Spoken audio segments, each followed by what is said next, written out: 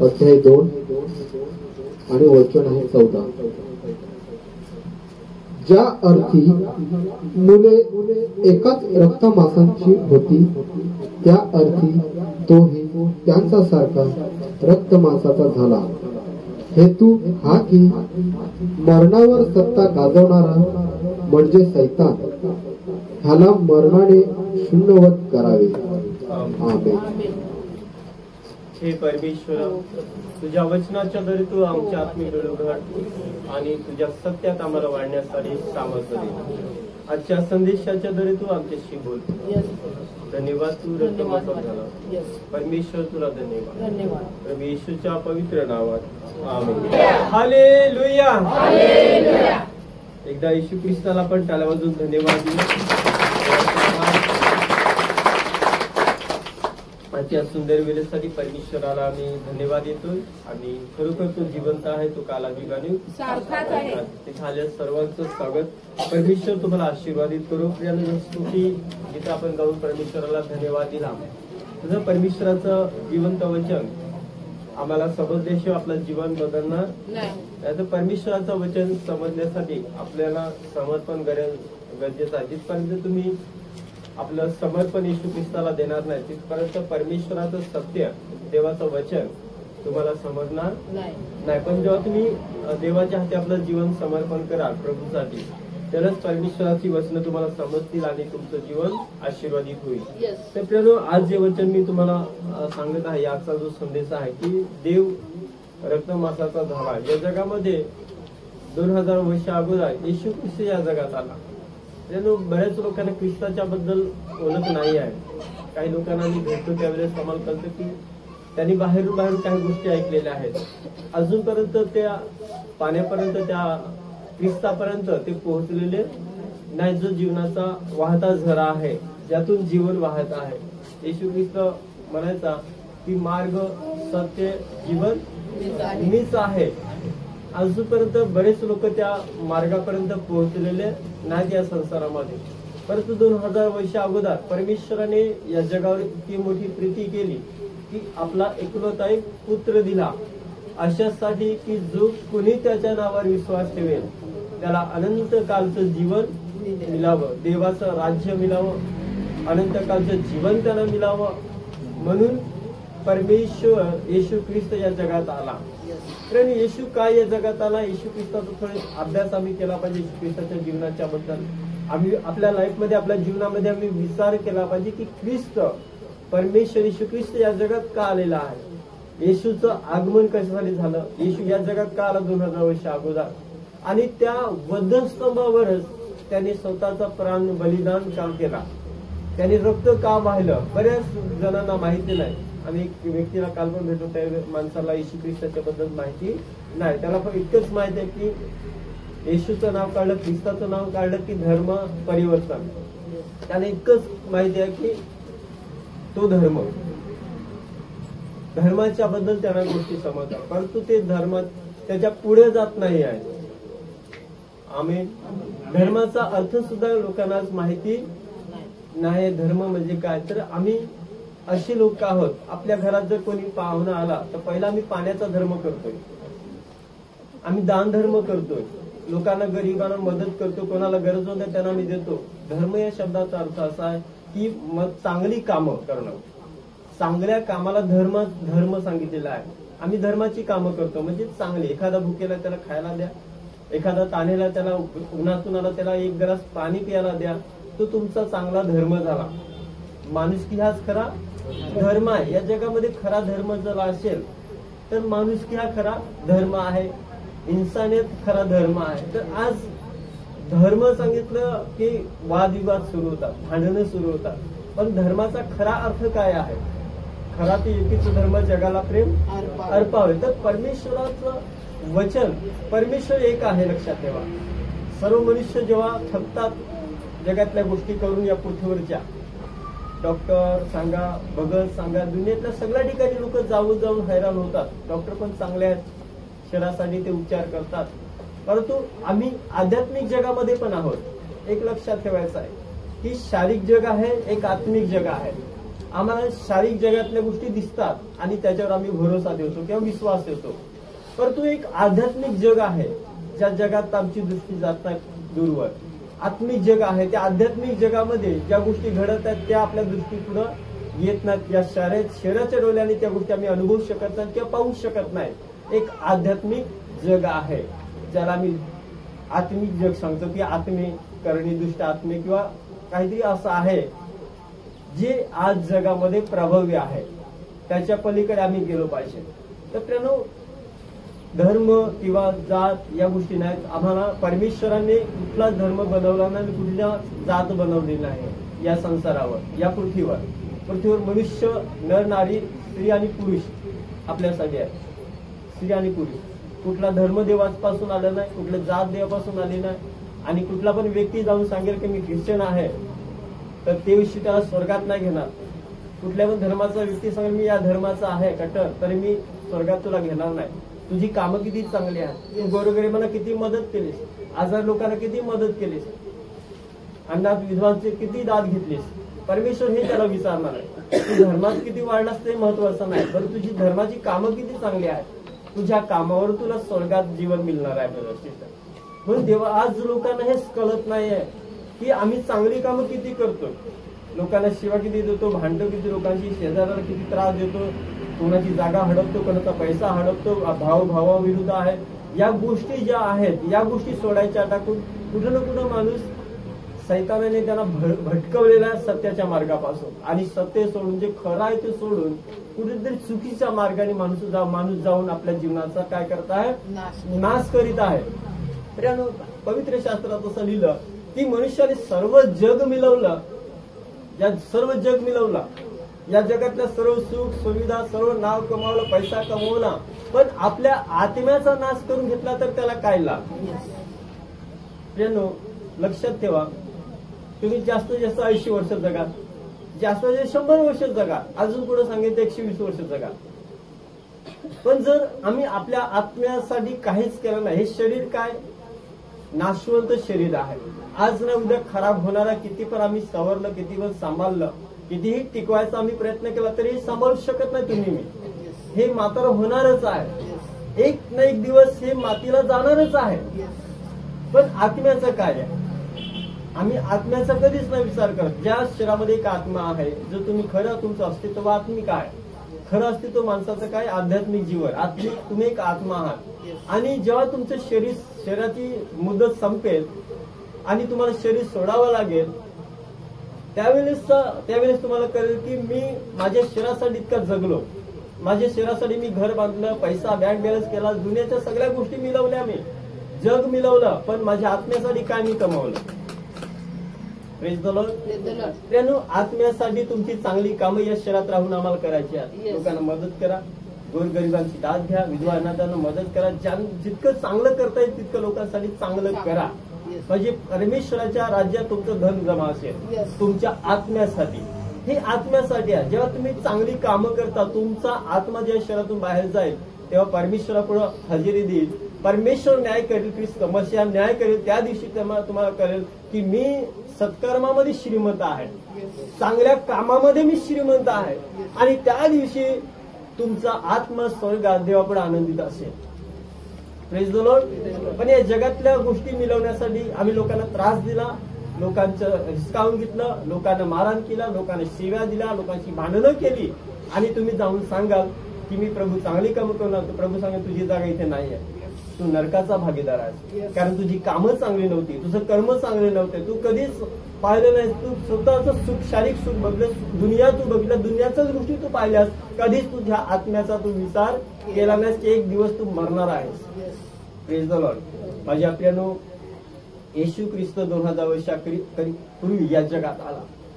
येशूला अजून कोणी ओळखलं नाही आहे. येशूला जाणा, ख्रिस्ताच्या बद्दल जाणून घ्या. आता असं नको ह्या की तुमचं आयुष्य संपायचं आणि तुम्ही जगातून निघून जायचं. परमेश्वराने या जगात प्रत्येक मनुष्याला यासाठी पाठवलेलं आहे. पहिलं आपलं अस्तित्व आहे, पण ते आम्ही विसरलेलो आहोत. पण जेव्हा आम्ही प्रगट केले जातो तेव्हा आमचं अस्तित्व कळेल. आम्ही स्वर्गातून आलेलो आहोत, लक्षात ठेवायचं. आणि परमेश्वराने या जगात यासाठी तुम्हाला पाठवलं की तुम्ही मसीहाचा शोध करावा, उद्धारकर्त्याचा, तारणाऱ्याचा शोध करावा आणि त्याचा मार्ग जाणून घ्यावा आणि त्याच्या मार्गानुसार तुम्ही जीवन जगावं आणि स्वर्गात परत जिथून तुम्ही आला त्या स्वर्गात परमेश्वरा पित्याकडे तुम्ही जावं, तुमच्या आत्मिक बापाकडे जो खरा तुमचा पिता आहे त्या स्वर्गातल्या बापाकडे तुम्ही जावं, म्हणून येशू ख्रिस्त मार्ग आहे.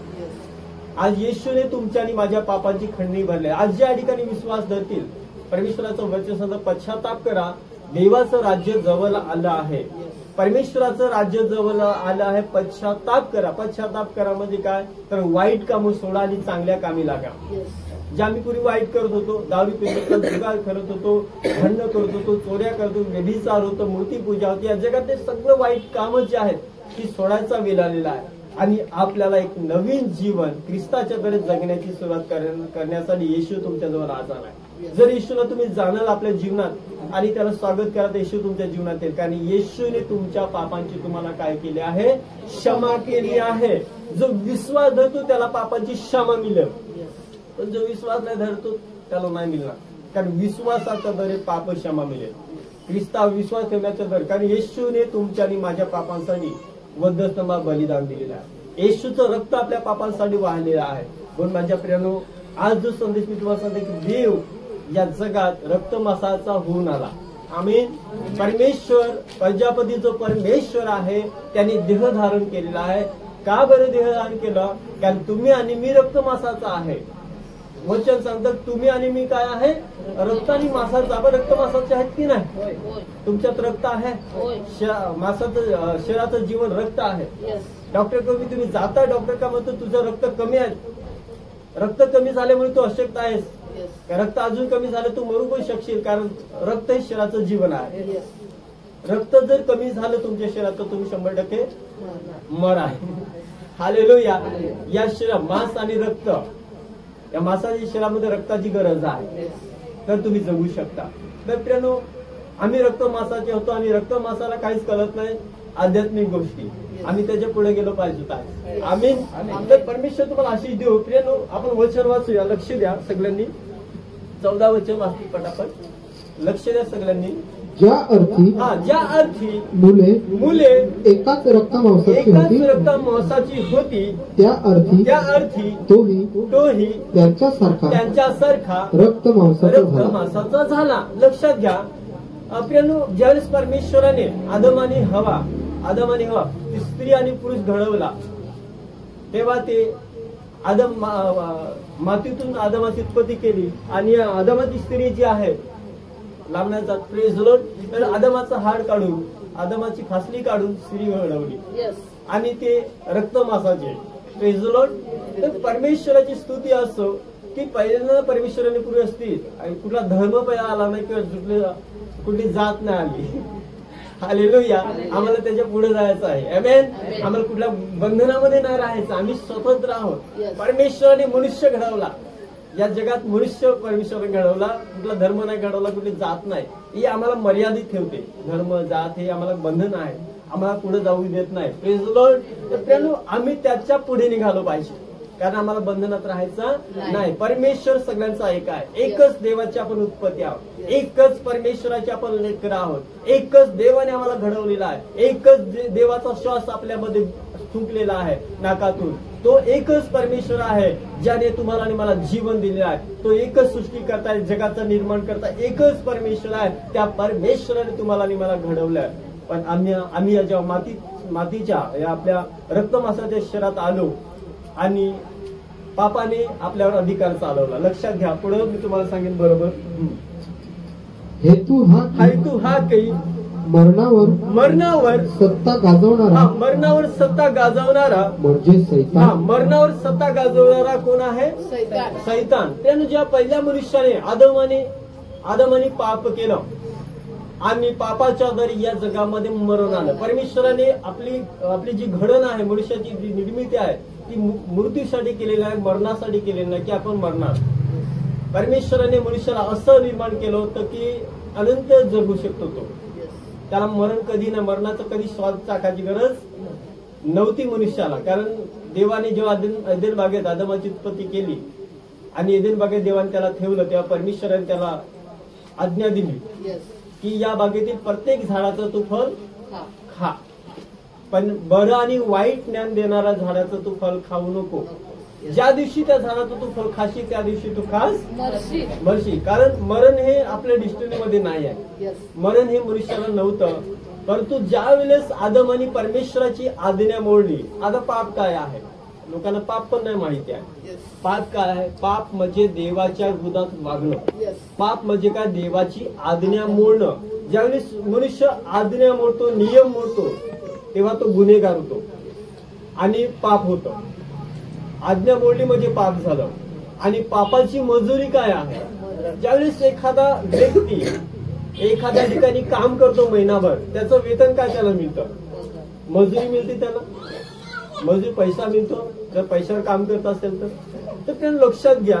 जो एक व्यक्ती आदम जो आहे, परमेश्वर त्याला नियम दिला होता, त्या नियमात तो चालला नाही, त्यांनी देवाची आज्ञा मोडली आणि पाप झालं. आणि पापाची जी मजुरी आहे ते काय आहे? मरण. मरण आदमाच्या जीवनात आलं आणि आदमाला मरण आलं म्हणून आपण त्याच्या रक्तात आहोत. Praise the lord. आदमाच्या मरणामध्ये आपण पण मरणार, कारण आदम ते बीज आहे ज्याच्याद्वारे आम्ही या संसारामध्ये येणार आहोत. Praise the Lord. हालेलुया. तर प्रियानो लक्षात घ्या की आदमाने पाप केल्यानंतर हे मरण या जगात आलं आणि त्या मरणाच्या द्वारे आता सैतानाने काय केलं? अख्ख्या मनुष्य जातीवर राज्य केलेल्या मरणाच्या द्वारे. आता मरणाची भीती कोणाला आहे? तर कोण आहे की मरायला नाही आवडत? मरायला आवडते. सॉरी, मरायला आवडते. तुम्हाला भीती नाही वाटत मरणाची? हात वर करा. कोणाला भीती नाही वाटत मरायची? आहे का असा कोण आपल्या? मी पण नाही सांगत ना. Praise the Lord. हालेलुया. या जगाचा किती मोठा श्रीमंत माणूस असू दे, करोडपती असू दे, अख्ख्या देशाला विकत घेण्याची ताकद असते, तरी त्याला मरणाचं भय आहे. किती करोड असू दे, किती अख्ख्या जगावर पण तो अधिकारी झाला असेल, अख्खा जग पण त्याने जिंकला असेल, तरी पण मरणापासून तो जिंकू शकला नाही. मरणापासून जिंकला का तो? या जगात राजाले, महाराजाले, किती काही लोकांनी तर अख्ख्या जगावर राज्य केलं, पण मरणाने त्याला गाठलं, मरणाने त्याला हरवलेला. बरोबर की नाही? Praise God. हालेलुया. म्हणजे आपल्याला एक गोष्ट लक्षात ठेवा, या जगामध्ये किती मुलीवान होऊन गेले, पण किती डॉक्टर होऊन गेले. एक तरी डॉक्टर आहे की स्वतः तो वाचेल असा. आम्ही उपचार करतो, डॉक्टर उपाय करतील, पण कोणाला जीवन देऊ शकत नाही. मरण हे प्रत्येक व्यक्तीच्या पाठी आहे. मग मरणाचं जे भय जे आहे ते भयामध्ये आज मनुष्य जगत आहे. परंतु या जगात एक असा व्यक्ती होऊन गेला, ख्रिस्त येशू मसीह, ज्याने मरणावर विजय मिळवला.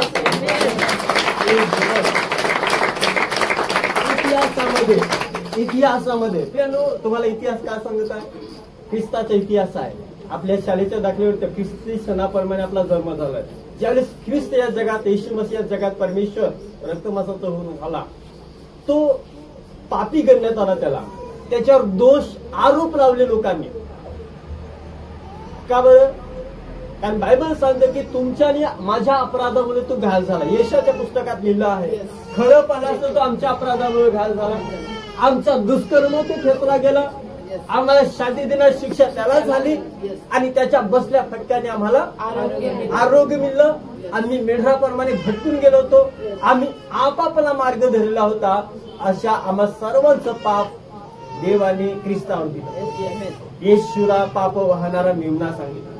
या जगात तो तुमची आणि माझी पाप वाहण्याचा द्याला, आणि तो नीतिमान होता, त्याच्याकडे एक पाप नव्हतं, तो निर्दोष निष्कलंक होता, पण तुमच्या आणि माझ्यासाठी त्याला दोष लावलं. तो श्रापित झाला, तो पापी झाला, आणि पापी जो आहे त्याला मरायचा आहे. तर प्रियानो, देव जो ख्रिस्त या जगात रक्तमांसाचा होऊन आला या जगात, आणि मरणाच्या विरुद्ध जो सैतान राज्य करत होता या संसारावर, त्याला मरणाने हरवण्यासाठी येशू ख्रिस्त या जगात आला, आणि तो तुमच्या आणि माझ्या बदले पापांसाठी वधसम मरण पावला. त्याच्यात एक पाप आढळलं होतं, तो निर्दोष आणि निष्कलंक कोकरा होता. येशू मरण पावला तुमच्या आणि माझ्याकरता वधस्तंभावर. आमीन. आणि प्रियानो, तो पापासाठी मरण पावला. आज जे लोक तुम्ही मी पापी आहेत, आम्हाला त्या ख्रिस्ताकडे जीवन आहे. जर तुम्ही येशू ख्रिस्ताकडे याल आणि विश्वास धरा तर नक्की तुम्ही अनंतकाळच्या जीवनामध्ये प्रवेश करा. प्रियानो, देवाने मला वचन दिलेलं आहे की मी स्वर्गात उतरलेली जीवनाची भाकर आहे. जो ही भाकर आहे तो खाईल, त्याला कधी तहान लागणार, कधी त्याला भूक लागणार नाही, तो मरणार नाही, कारण तो माझ्या मुलं जगणार आहे.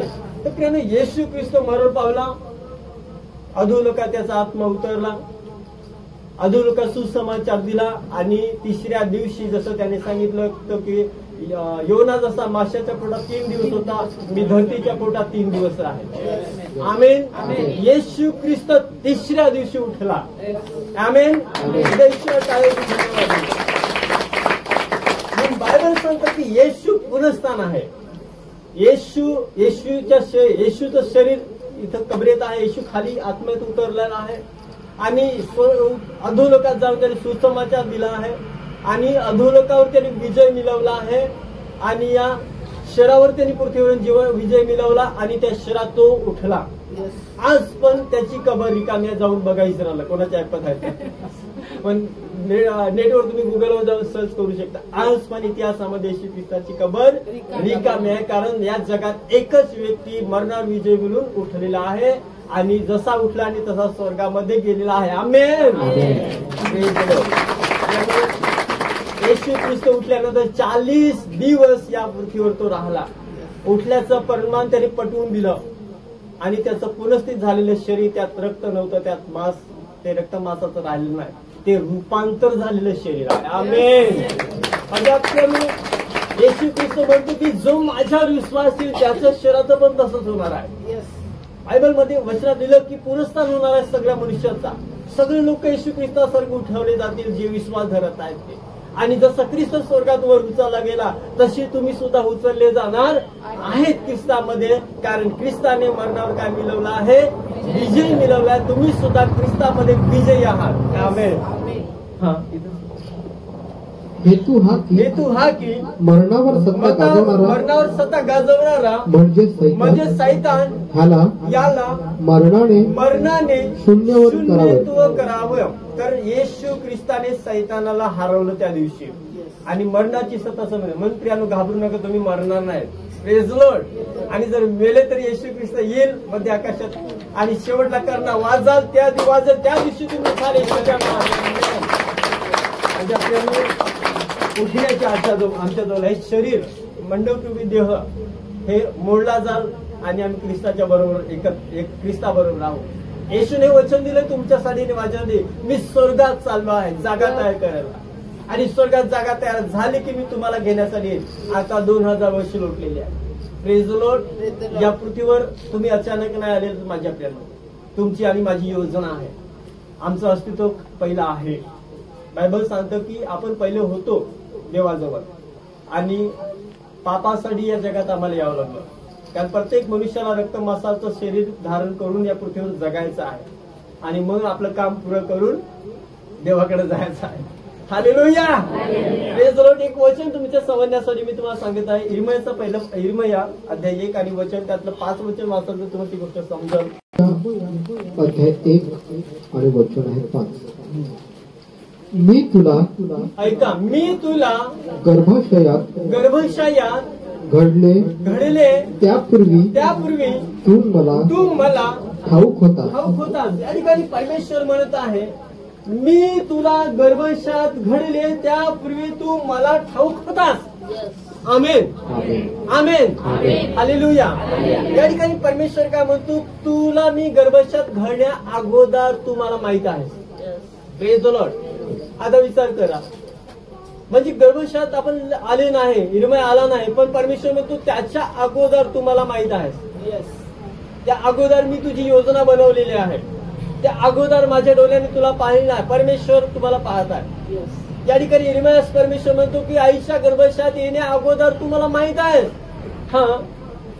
तू उदरातून निघण्याच्या अगोदर मी तुला पवित्र केले. मी तुला राष्ट्रांचा संदेष्टा नेमले आहे. मी तुला राष्ट्रांचा संदेष्टा नेमले आहे. या ठिकाणी परमेश्वर इर्मयास म्हणतो की मी तुला राष्ट्राचा भविष्यता संदेष्टा म्हणून नेमलेला आहे. म्हणजे ज्यावेळेस परमेश्वराचं वचन पाचारण त्याच्या जवळ आलं, ज्यावेळेस देवाने त्याला पाचारलं, इर्मयास लहान असताना 12 वर्षाचा असेल, लहान होता, लहानपणामध्ये देवाने त्याला पाचारण दिलं आणि ज्यावेळेस परमेश्वर त्याला बोलला की इस्रायल लोकांना तू संदेश दे माझ्या वतीने, तू माझ्या वतीने त्यांच्याशी बोल, त्यावेळी म्हणतो की मी तर बाल आहे प्रभू, मी कसा बोलू शकेल, मी मूल आहे, मी बाल आहे, मला बोलता येणार नाही. पण परमेश्वर त्याला काय सांगतो, तू असं नको म्हणू, मी तुला नेमलेला आहे. तुझा जन्म झाला नव्हता, तू आईच्या गर्भाशयात पण घडत नव्हतास, त्या अगोदर मी तुला नेमलेला आहे. तू उदरातून येण्या अगोदर मी तुला राष्ट्राचा संदेष्टा म्हणून पवित्र केलेला आहे आणि तुला मी अधिकार दिलेला आहे. Praise the Lord. तर प्रेनो, मनुष्य जो आहे त्याची जीवनात योजना आहे. ख्रिस्त या जगात येण्या अगोदर एदेन बागेतच भविष्यवाणी केली होती की सापा, सैतानं तुझं डोकं, सैतानाचं डोकं स्त्रीचं बीज जे आहे ते या जगात येईल आणि सैतानाचं डोकं खेचणार आहे. तर परमेश्वर येशू ख्रिस्ताच्या बद्दलची भविष्यवाणी आहे ती त्या ठिकाणी करतो या जगामध्ये. आमीन. तर प्रेनो, प्रत्येक मनुष्य कुठून ना कुठून, म्हणून बायबल सांगतं की तुम्ही हरवलेला आहात. आम्ही हरवलेल्या वस्तूला कधी पहिली ती तिथं होती पण ते आता तिथं नाही म्हणून ते हरवले आणि मग शोधली का भेटते ती. Praise the Lord. मग आम्ही हरवले मेंढरामध्ये का आहोत, कारण आम्ही पित्याजवळ होतो, आमच्या बापाजवळ होतो. आमेन. पण प्रियानो, तुम्ही असे अद्भुत आहात की ज्या वेळेस तुम्ही खरं जीवन तुमचं ओळखाल ख्रिस्ताच्या द्वारे आणि तुम्हाला तुमचं रहस्य प्रगटेल तेव्हा तुम्हाला समजेल की तुम्ही कुठेतरी अगोदर होताच परमेश्वराच्या जवळ आणि या जगात तुम्ही हरवलेला आहात. पण या जगात हरवलेत म्हणून मार्ग शोधा. या जगात बरेच मार्ग आहेत पण सत्याचा मार्ग, जीवनाचा मार्ग एकच आहे. एक मार्गाने आम्हाला जायचं. आम्ही या जगात सैतानाने पण बरेच मार्ग बनवलेत आणि सगळे मार्ग एकच ठिकाणी जात नाही. काही लोकांचा मनात गैरसमज आहे. हालेलुया. सगळे मार्ग तिथे जातात, तिथे जात नाही. कसं असतं तर मग एवढं मोठं देवाला बलिदान देवाला लागलं नसतं. आमेन. हालेलुया. सगळे मार्ग तिथे जात नाहीत. एकच मार्ग आहे. येशूने सांगितलं की मार्ग, सत्य, जीवन मीच आहे आणि माझ्याद्वारे आल्याशिवाय कोणी पित्याकडे स्वर्गात जाणार नाही. स्वर्गात जाण्याचा मार्ग परमेश्वराने या पृथ्वीवर दिलेला मनुष्य जातीसाठी. आता कोणाला विश्वास करायचा जबरदस्ती नाही आहे. ज्याला विश्वास करेल आणि आपलं जीवन परमेश्वराला देईल त्याला मार्ग समजेल. तर मार्ग आम्हाला पाहिजे, जीवन आम्हाला पाहिजे. मार्ग आहे, सत्य आहे आणि जीवन आहे. तर ज्या मार्गात तुम्ही सत्याच्या मार्गात आहे, हाच एक सत्याचा मार्ग आहे ज्याच्याद्वारे तुम्ही तुमच्या जीवनापर्यंत पोहोचाल आणि ते जीवन तुम्ही मिळवाल येशूच्या नावात. आमेन. प्रियानो, परमेश्वर तुमच्या आणि माझ्या शोधात आहे. प्रियानो, परमेश्वर म्हणतो की मी जगाचा प्रकाश आहे आणि परमेश्वर तुम्हाला प्रकाशित करतो आणि येशू ख्रिस्त म्हणतो की तुम्ही या जगाचे प्रकाश आहात आणि तुम्हाला लोकांना प्रकाशित करायचं आहे. येशू मध्ये तुम्ही जगाचे प्रकाशात आहात, ख्रिस्तात. तर प्रियानो, आपलं जीवन असं आम्हाला ख्रिस्तामध्ये जगायचं की प्रकाशासाठी काम असायला पाहिजे. तुमची सत्कर्म पाहून, तुमची चांगली कामं पाहून लोकांनी देवाचा धन्यवाद दिला पाहिजे. आपली चांगली कर्म पाहून जगाने परमेश्वराला धन्यवाद दिला पाहिजे.